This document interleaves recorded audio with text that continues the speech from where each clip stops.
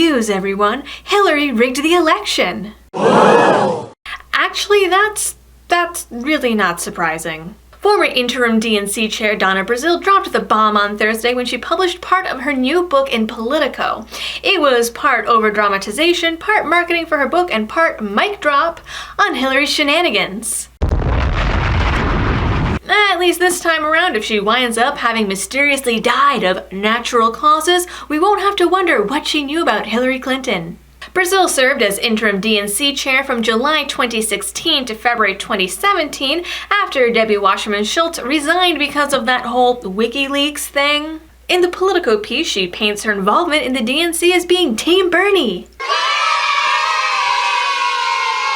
Though that same WikiLeaks email dump showed her forwarding debate questions and audience questions to Hillary in advance, and when asked about it on national news, tried to twist it into some form of religious persecution.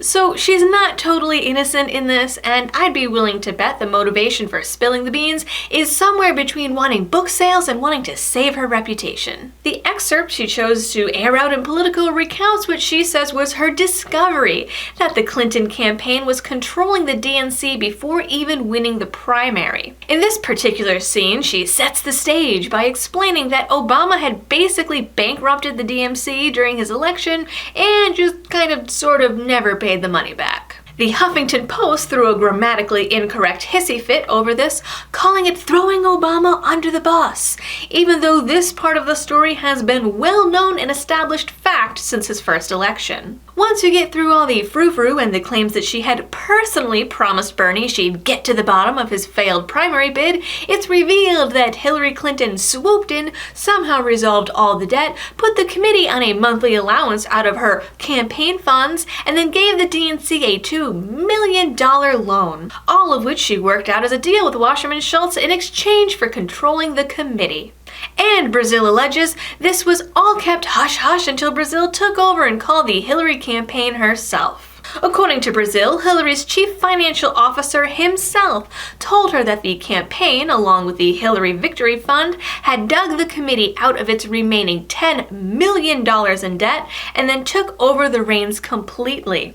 She claims that Hillary then turned the DNC into a fundraising clearinghouse to get around FEC regulations on how much individuals can actually contribute to a presidential campaign. So basically, she had donors writing checks to the Victory Fund in the DNC instead, and then laundered the money to her headquarters, long before winning the nomination.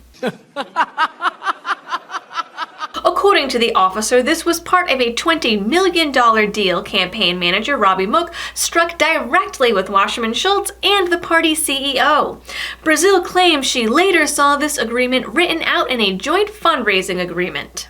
The agreement specified that in exchange for raising money and investing in the DNC, Hillary would control the party's finances, strategy, and all the money raised. Her campaign had the right of refusal of who would be the party communications director, and it would make final decisions on all other staff.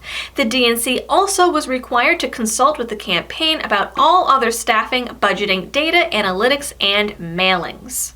According to Brazile's book, the states raised $82 million to keep the party alive, and 99% of it was funneled directly to Clinton. Despite all of this, Brazile claims Hillary didn't do anything criminal. It was just bad form. And in the end, she urged Bernie to still get on the Hillary train because she feared that even with $82 million, Hillary wouldn't win. But even if we ignore all that, there's still one major issue. Brazile claims she had no idea any of this was going on until July of 2016.